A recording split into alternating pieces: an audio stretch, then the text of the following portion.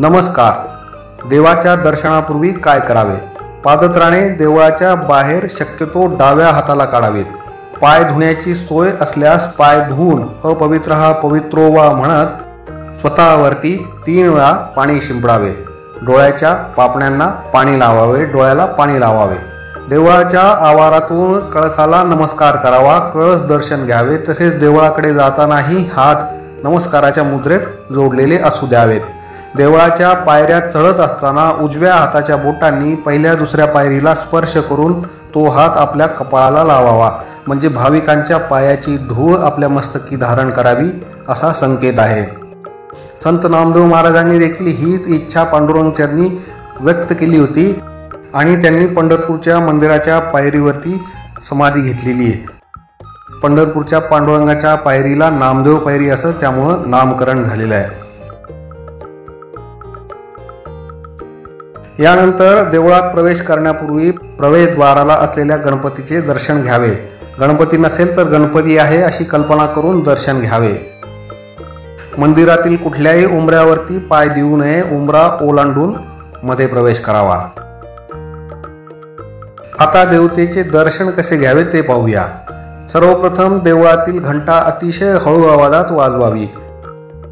मंदिरातील मूर्तीसमोर असलेल्या कासवाच्या कडेला उभा राहून, जर महादेवाचं मंदिर असेल तर नंदीच्या कडेला उभा राहून हात जोडून दर्शन घ्यावे. दर्शनाची पद्धत कशी आहे तर आधी देवतेच्या चरणावरती दृष्टी ठेवून लीन व्हावे. नंतर देवतेच्या हृदयाशी आपले मन एकाग्र करावे आणि सर्वात शेवटी देवतेच्या डोळ्याकडे पाहून देवतेचे रूप आपल्या डोळ्यामध्ये साठवावे. प्रत्येक देवतेसाठी त्या त्या प्रकारची फुले आपल्या धर्मशास्त्रात सांगितली आहेत. तीच फुले त्या त्या देवतेला वाहावी आणि फुले देवतेच्या अंगावरती न फेकता देवतेच्या चरणावरती वाहावीत. ज्यावेळेस मूर्ती गाभाऱ्यात दूर असेल त्यावेळेस सर्व वस्तू समोरील ताटात ठेवाव्यात. आता मंदिरात देवदर्शन घेत असताना कोणत्या कोणत्या गोष्टी करू नयेत, टाळाव्यात त्या पाहूयात. या गोष्टीला पद्मपुराणाचा संदर्भ आहे.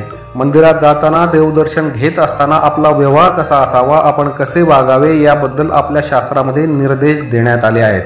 पद्मपुराणामध्ये 32 सेवा अपराध सांगितले आहेत. मंदिरामध्ये अथवा देवदर्शन घेत असताना काय करू नये हे यामध्ये सांगितले आहेत. या 32 गोष्टी केल्याने देवदर्शनाचे पुण्य तर मिळतच नाही, उलट अपराध केल्याचा दोष आपल्याला लागत असतो.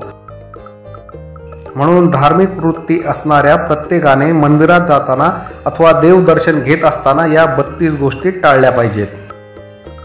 पहिली गोष्ट म्हणजे मंदिरामध्ये वाहना घालून, म्हणजे चप्पल बूट इत्यादी घालून, चामड्याच्या वस्तू घालून जाऊ नये. देवासंबंधी उत्सव साजरे होत असताना रुसून बसणे अथवा मानावरून उत्सवामध्ये सामील न होणे हा अपराध आहे. देवासमोर जाऊन देखील देवाला नमस्कार न करणे हा देखील अपराध आहे. अशुद्ध आणि अपवित्र अवस्थेमध्ये देवदर्शन घेणे हे चुकीचे आहे. देवाला एकाच हाताने नमस्कार करणे हे चुकीचे आहे.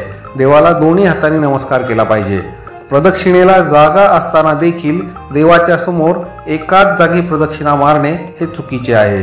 देवासमोर पाय पसरून बसणे चुकीचे आहे. देवासमोर देवाच्या खाटेवरती अथवा पलंगावरती अथवा देवाच्या आसनावरती बसणे चुकीचे आहे. देवासमोर झोपणे चुकीचे आहे. देवासमोर जेवण करू नये, केरकचरा करू नये, घाण करू नये. देवासमोर खोटे बोलू नये. इतर वेळी देखील खोटे बोलणे टाळलेच पाहिजेत, परंतु देवासमोर खोटे बोलणे हा अक्षम्य अपराध आहे. देवासमोर जोरात मोठ्या आवाजात कर्कशपणे बोलू नये.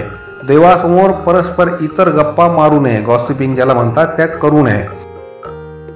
देवासमोर विनाकारण रडू नये आणि अश्रू ढाळू नये. देवासमोर इतरांशी भांडू नये. देवाच्या इतर भक्तांशी भांडू नये. देवासमोर इतरांना शिक्षा देणे अथवा शासन देणे, पनिशमेंट देणे हे चुकीचे आहे. देवासमोर दुसऱ्याशी वागताना दया असणे आवश्यक आहे. जर आपण दयाविरहित जर आपण वागलात तर ते चुकीचे आहे.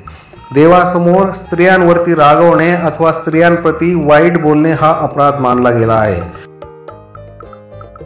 देवासमोर विनाकारण अंगावरती कंबळ किंवा चादर ओढून घेणे आणि आजारी असल्याचे भासवणे हे देखील चूक आहे. देवासमोर दुसऱ्यांची निंदा करणे चूक आहे. देवासमोर दुसऱ्यांची स्तुती देखील करणे चूक आहे. देवासमोर अपशब्द बोलणे चुकीचे आहे. देवासमोर अधोवायूचा त्याग करणे चुकीचे आहे. ऐपत असताना देखील गौण उपचारांनी देवाची पूजा करणे चुकीचे आहे. देवाचा नैवेद्य देवाला भोग लावल्याशिवाय दाखवल्याशिवाय खाणे हे चुकीचे आहे. नवीन ऋतूमधील येणारे फळ देवाला अर्पण केल्याशिवाय खाणे अपराध आहे. वापरलेले अथवा वापर करून उरलेल्यातील वस्तू देवाला अर्पण करणे चुकीचे आहे. देवाकडे पाठ करून बसणे चुकीचे आहे. देवता सोडून दुसऱ्यांना नमस्कार करणे चुकीचे आहे. गुरूंचा अनादर करणे आणि गुरूंची स्तुती न करणे हा देखील अपराध मानला गेलेला आहे. आणि स्वतःची स्तुती करणे हा देखील अपराध आहे. याशिवाय कोणत्याही देवांची निंदा करणे अपराध मानला गेला आहे. वास्तविक पाहता या गोष्टी केवळ एक प्रकारच्या निर्देश आहेत असं वाटत राहतं, परंतु नीट समजून घेतल्यावर जरा विचार केल्यानंतर आपल्या लक्षात येते की यामागे शास्त्रकारांना नेमकं काय सांगायचं आहे. मंदिरामध्ये जाताना आपली मानसिक आणि शारीरिक अवस्था कशी असावी याविषयी यातून मार्गदर्शन मिळते. क्रोधित अथवा खिन्न मनस्थितीत घाई गडबडीत मंदिरात जाऊ नये.